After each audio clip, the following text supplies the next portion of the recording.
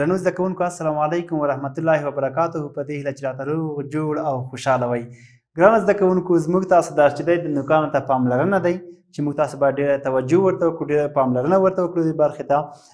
خو مخکې له دې چې درس ووایم لومړی تاسو ته راځم، تاسو ته مو د نوکانو د زیانونو په اړه خبرې کړې وې. څو چې ډېر غټ غټ نوکان پرې دي، کومو ستونزو سره به مخ کېږي، موږ تاسو باید څنګه خپل ژوند مخ ته بوځو، سمه ده.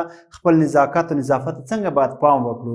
هغه کسان چې کلیو کې اوسېږي، کوم کسان چې ښارونو کې اوسېږي، دوی باید څنګه وکړي؟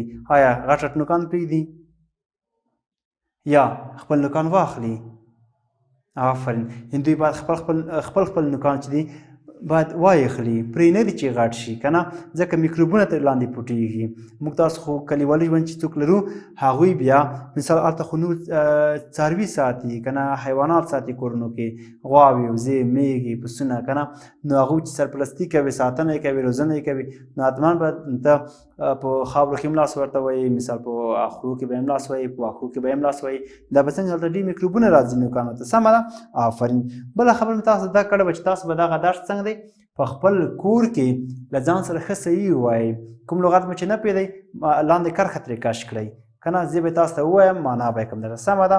ښه درنو زده کوونکو، 14 لوست دی که نه، 32 مخ نوکانو ته پاملرنه. د دې لوست موخه څه ده، هدف یې څه دی؟ صحیح ده، په دې بحث کوو. په لومړیو کې خو ما درته ویلې، کله چې موږ تاسو یو کار کوو، موږ تاسو یو هدف باید ولرو، یو موخه ولرو.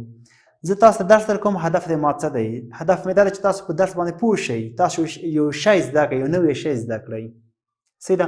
تاسو چې ما ته غوږ نیسئ، هدف مو څه دی؟ هدف دا دی چې تاسو یو نوی شی زده کړئ. زه څه ډول خبرې کوم، تاسو د ما خبرې باید زده کړئ.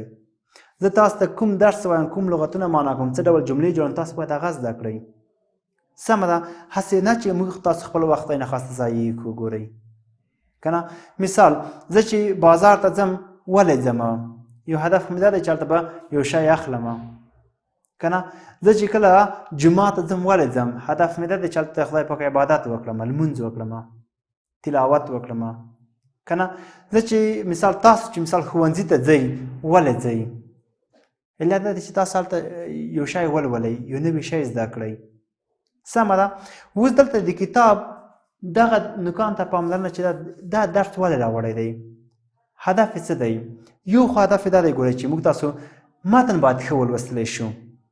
کله چې ښه متن ولو، نو موږ تاسو کوشش دا کوو چې ښه متن ولولو، ډېر شی زده کړو، ډېر شی ولولو، تر څو هغه ښه ولولو، زیات تمرین ورباندې وکړو چې ښه مو زده شي.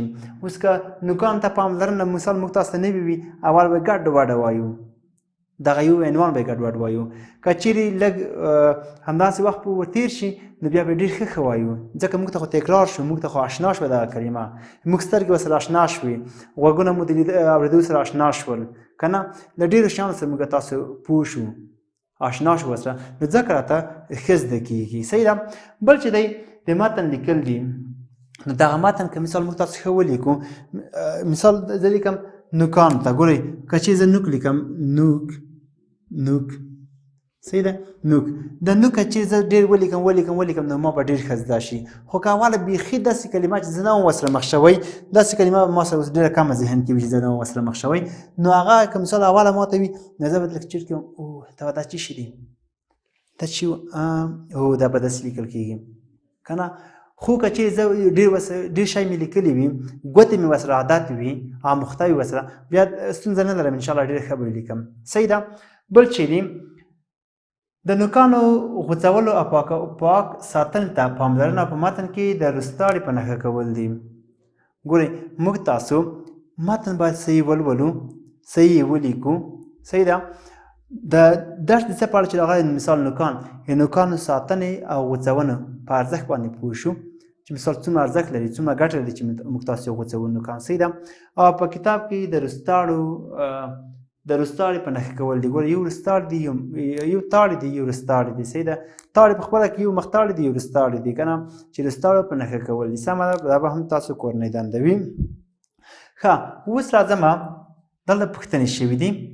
ګورئ دا چوکاټ ته راشئ، ورده ته راشئ، ورده 2 پوښتنې شوي دي. موږ د خپل نوکانو پاک ساتلو ته څه ډول پاملرنه کولی شو؟ پوښتنه یې کړې ده.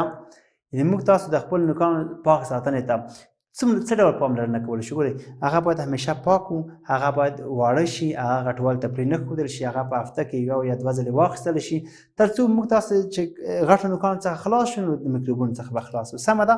آفرین. بله پوښتنه یې کړې وایي که چیرې موږ خپل نوکان غوڅ نه کړو او پاک یې ونه ساتو څه به پېښ شي؟ که چیرې مثال موږ تاسو غټ نوکان پرېږدو، خپل نوکان غوڅ نه کړو، غټ یې وساتو که نه، نو څه به پېښ شي؟ نو داسې څه به پېښ شي، نوکان به ماتېږي. صحیح دی. بله خبر دا چې موږ تاسو نوکان چې کله مات شول نو موږ تاسو به یو ډول درد احساسوو، د خپله دغه نوک چې په څه کې بندېږي دغه سړی یو ډول ښه احساس نه کوي که نه. بل که چېرې نوکان غټ شي، غټوالو ته مو پرېښودل نو هغو کې به میکروبونه ټول شي. صحیح ده. میکروبونه چې ټول شول پکې نو موږ تاسو به یو ډول مشکل سره مخ شو. صحیح ده. نو هغه مشکل به دا وي چې موږ تاسو به ناروغ شو او بیا به د روغتیا ارمانجن وو. صحیح ده. پیسې به مو خرچه کېږي، وخت به مو ضایع کېږي او انرژي به مو له لاسه وتلې وي. صحیح ده. وجود به مو ډېر بې انرژۍ وي که نه، د وجود مقاومت به مو ډېر ګډوډ شوی وي، دفاعي سیستم به ډېر ګډوډ وي، نو موږ تاسو بیا هېڅ شی نه شو کولی. سمه ده؟ ډېر ښه. ښه اوس راشئ درس ته. ګورئ هره ورځ زموږ نوکان یو څه اوږدېږي. هره ورځ زموږ نوکان یو څه اوږدېږي. صحیح ده. یعنې ورځ تر بلې اوږدېږي. صحیح ده. ځکه دا خو طبیعي خبر ده، ویښته مو اوږدېږي، نوکان مو اوږدېږي، وجود مو غټېږي، ځکه تغییرات راځي. صحیح ده. ښه چې لږ تر لږه په اونۍ کې یو یا دوه ځلې د نوکانو لنډول د روغتیا لپاره ګټور کار ګڼل کېږي. ما خو درته ویلې موږ تاسو په هفته کې یو ځلې یا دوه ځلې خپل نوکان باید څنګه کړو؟ واخلو. ځکه هغه څوک چې خپل نوکان اخلي هغوی سالم او روغ وي که نه. دلته هم ویلي دي په هفته کې یو ځلې یا دوه ځلې. ګورئ د نوکانو لنډول د روغتیا لپاره ګټور کار ګڼل کېږي چې روغتیا ته ډېر ګټه لري. هغه څوک چې نوکان اخلي نو میکروبونو څخه خلاص وي، له چټلیو څخه خلاص وي، نوکان وړاندې چې وي میکروبونه. صحیح ده. آفرین. ځکه نوکان د ګوتو په سرونو کې موږ تاسو خپله ګورو چېرته نوکان د ګوتو سرونه دي، د پښو نوکان، د لاس نوکان، د ګوتو په سرونو کې د منځو کې خو نشته که نه، دلته خو هم نشته. آفرین. ورغوي کې هم نشته. ډېر ښه. نوکان چېرته دي؟ ګوتو په سرو کې دي. ښه د ګوتو په سرونو کې چې دي څه شي کېږي؟ د همدغو ګوتو او لاسونو په مرسته موږ خپل کارونه ترسره کوو. ځکه ټول کار چې کوو مثال په لاس کوو ګوتې اول ورسېږه. مثال دا شی راخلم، مثال کله چې مارکر اخلم اول ګوتې ورسېږي، تخته پاکوم ګوتې، کاغذ راخلم ګوتې، نو څنګه دي اول ګوتې ورسېږي. صحیح ده. کله چې ګوتې ورسېږي نو څه به کېږي؟ که چیرې زموږ نوکان له اندازې څخه اوږده شي بیا به په هغو کې ځینې شیان بندېږي. ګوره څنګه دي؟ ځینې شیان پکې بندېږي، حتماً کې بندېږي، حتماً کې بندېږي. صحیح دی. چې بد ښکاري او هم زموږ د ناروغۍ لامل ګرځي. ګوره د نوکان چې لږ خیرن شي ډېر بد هم ښکارېږي که نه. تاسو ورته کتلي دي بیا څوک چې تا نوکان ته چې داسې خیرن دي بیا یو ډول کرک کوي که نه، ځکه ښه یې نه بولي. سمه ده. او بل د دوی تر څنګ مثال د میکروبونو ځاله بلل کېږي. مثال چې غټ شي نوکان خاورې دوړې هر څه ټول ورننوځي او ټول میکروبونه ورټولېږي. سمه ده. آفرین. ښه له همدې عمله باید خپل نوکانو ته پاملرنه وکړو. نو موږ تاسو څنګه باید نوکانو ته ډېر پام وکړو، ډېره توجه وکړو، ډېره پاملرنه وکړو. خو هیر نه کړو چې ځینې ماشومان او لویان خپل نوکان په غاښونو پرې کوي. ګورئ مخکې ما تاسو ته ویل دا قسم دلته زړولی دی. وینئ ځینې هغه کسان مثال چې نوکان هم ساتلي وي بیا یې په ګوتو هم پرې کوي، ناخوږۍ نه استفاده نه کوي ورته. هغه څنګه کوي؟ هغه په روغ لاس باندې د میکروبونه چې څنګه دي خپل وجود ته انتقالوي، خپل وجود ته یې لیږدوي. صحیح دی. ښه په غاښونو پرې کوي. دغه کار په روغتیا ناوړه اغېزه کوي. دا څنګه شو؟ ناوړه اغېزه یعنې بد تاثیر ورباندې کوي. روغتیا یعنې د روغتیا ضد دی که نه. هغه کسان چې خپل نوکان په غاښونو پرې کوي، هغه کسان چې خپل نوکان ته پاملرنه نه کوي، هغه به څنګه کوي؟ په ډېرو مشکلاتو کې به ګیر وي، په ډېرو یعنې لکه وروسته به له ډېرو ستونزو سره مخامخ وي که نه. ډېر ارمان به کوي چې په لاس نه ورځي. مثال یو څوک نوکان نه اخلي، یعنې خپل نظافت ته پام نه کوي، خپلې پاکۍ ته پام نه کوي. صحیح ده. دی ناروغ شو، لاړو ډاکټر ته، ډاکټر ورته ښې ډېرې پیچکارۍ، شربت، ګولۍ هر څه ټول ورکړل. صحیح ده. مخکې له دې چې دی ډاکټر ته لاړ شي خپله په څومره مشکل کې ګیر وي. ګورئ ناجوړه وي، بیا چې ډاکټر ته لاړ شي هغه دوا ورکوي دوا خوړل ګوره خپله څومره ضرر لري وجود ته که نه هغه وسله بیا وروسته له هغې څخه همدغه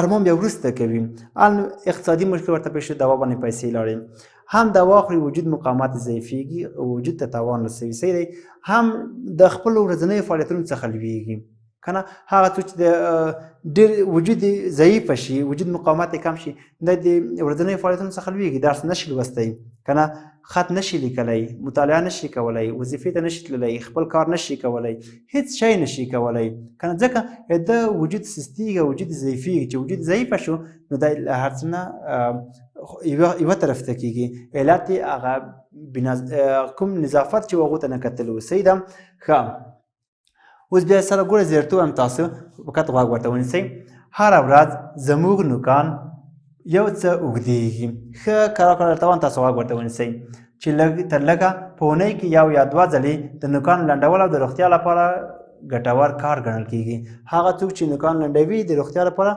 ډېر مهم دی ځکه د روغتیا لپاره د نوکانو لنډول ډېر مهمه خبر ده صحیح ده ځکه نوکان د ګوتو په سرونو کې دي د همدغو ګوتو او لاسونو په مرسته موږ خپل کارونه ترسره کوو لکه ډوډۍ خورو لیکل او نور زیات کارونه کوو صحیح ده ځکه موږ تاسو د ډوډۍ خورو اول مو لوښي ته خوړو ته ګوتې ورځي د ګوتو په سرو کې نوکان دي صحیح ده لیک کوو لوستل کوو مثال هر څه چې کوو نوکان ورځي اول که نه ځکه ګوتې ورسیږي نو دا چې کله بیا وخورو دا خواړه د خولې له لارې دغه میکروبونه له خوړو سره یو ځای وجود ته داخلیږي کله چې وجود یو ځای داخل شول نو بیا به مرض څنګه حتما موږ ته رسیږي او موږ تاسو به ناروغه کېږو ښه